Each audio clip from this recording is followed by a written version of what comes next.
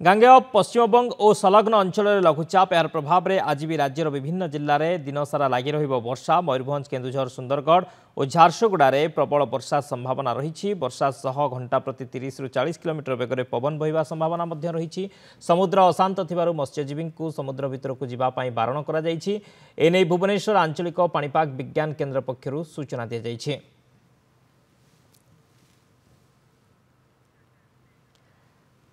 सत्यजित सेना Bhubaneswar reporter phone line रही। सत्यजित, कौन सूचना पाणीपाग विभाग अपडेट सूचना कौन वर्षा को नहीं? देखो शक्ति गोटे बड़ गुरुत्वपूर्ण कथा हूँ दुई दुईटी लघुचाप फल राज्य में वर्षार प्रभाव लगी रही। आप देखिए मयूरभंज, केन्दुझर, सुंदरगढ़ और झारसुगुड़ा प्रबल वर्षा आशंका आज रही।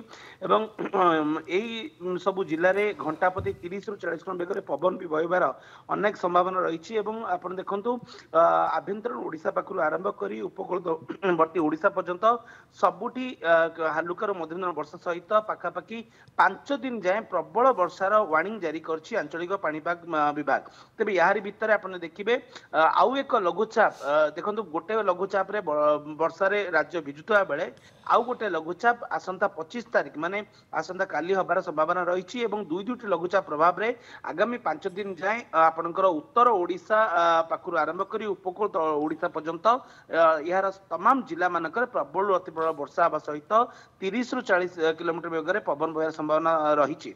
या सहित जेहेतु समुद्र भितर अधिक पवन बहिबार संभावना रही और समुद्र अशांत रहा संभावना रही। से पाखापाखि मत्स्यजीवी मानक वार्निंग जारी कराई कि गभीर समुद्र भितर को छाड़ू, समुद्र भितर को जावाक भी मना आंचलिक पाणीपाग विभाग पक्षर। या सहित आप देखिए 4टी जिला को येलो वार्निंग जारी सहित किछि जिला को ऑरेंज वार्निंग भी जारी कर आंचलिक पाणीपाग विभाग। या सहित आप देखिए उत्तर पश्चिम बंगोपसागर और ओडिशा एवं पश्चिमबंग पार्श्ववर्ती अंचल जो लघुचापी सृष्टि हम जार प्रभाव में 25 ରୁ सारा राज्य में आहरी वर्षार परिमाण बढ़ शक्ति। तेणु कौटना कौटी एवं जी वर्षा कंटिन्यू करुच्ची 25 तारीख पर पुणी वर्षार परिमाण बढ़ी।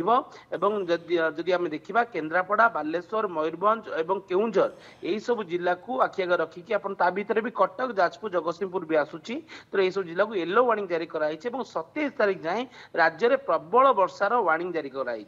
यही समय विभिन्न जगह 30 ରୁ 40 किलोमीटर बेगर झटका पवन बहिबार संभावना भी रही। डेट भी मेंशन कराई शक्ति 23 तारीख और 24 तारीख यही 2 दिन आपणकर समुद्र भितर को मत्स्यजीवी मान बारण कराइला माने गतकाली एवं आज आउ गोटे अपडेट आसीबो जहाँ सूचना आंचलिक पाणीपाग विभाग पक्षर दिया जाउची कि आगामी आउ 2 दिन पर्यंत वर्षार परिमाण कौन रहिबो एवं मत्स्यजीवी मान को समुद्र भितर जावाई वार्निंग भी जारी करा जिवो।